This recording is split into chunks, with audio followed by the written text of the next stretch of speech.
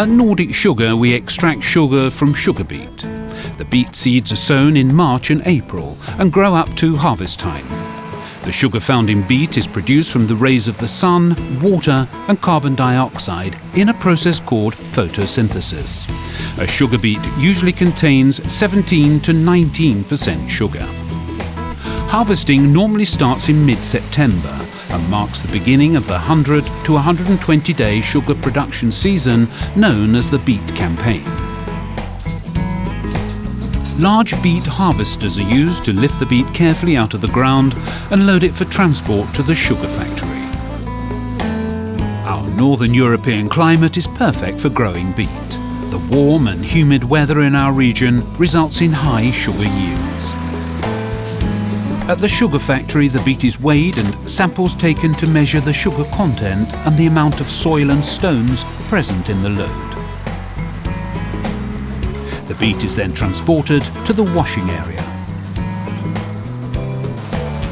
Large quantities of water are used to wash and handle the beet, approximately 50,000 cubic meters of water each day.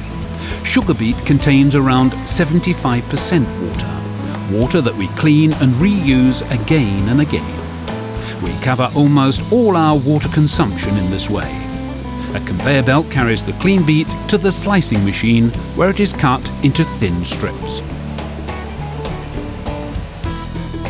The strips are taken to a diffusion device where the sugar is extracted in hot water at a temperature of 70 degrees Celsius. The resulting liquid is called raw juice. The remaining beet strips, called beet pulp, are pressed and used in the production of animal feed and dietary fibre products. As the beet pulp dries, the water that evaporates is released as steam via the factory chimneys. Purification of the raw juice takes place by adding slaked lime and carbon dioxide to bind non-sugar substances. Once these substances are filtered off, a pale yellow juice, thin juice, remains, with a sugar content of around 14%. The rest is mainly water. The filtered off lime is pressed and sold as soil conditioner. Most of the remaining water is removed by evaporation in large vessels. Thick juice is left behind, now containing approximately 70% sugar.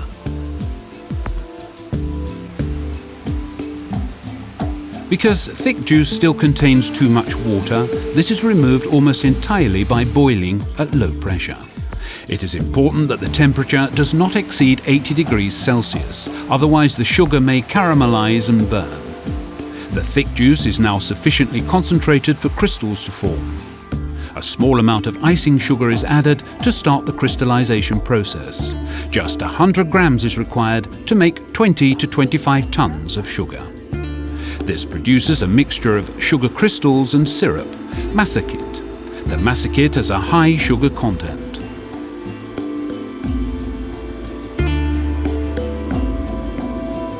Sugar is separated from the massachet in a centrifuge. The process of boiling and centrifugation is repeated until no more sugar can be extracted. The brown syrupy molasses separated from the white sugar crystals are also used, either as they are or mixed with beet pulp, which is subsequently dried into animal feed. Molasses are also used in the production of spirits and yeast.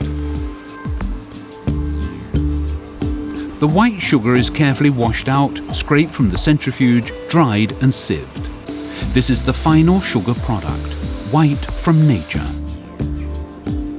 The sugar is stored in large silos, ready for packing or further transportation. The transformation from sugar beet to granulated sugar takes around 12 hours. During the beet campaign, our factories run day and night.